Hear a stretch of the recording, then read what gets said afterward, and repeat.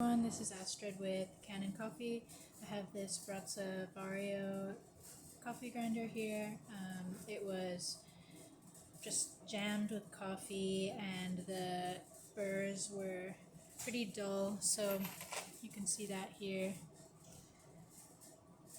So I replaced the burrs and just did a deep cleaning on the whole machine, and I'll just do a quick test here.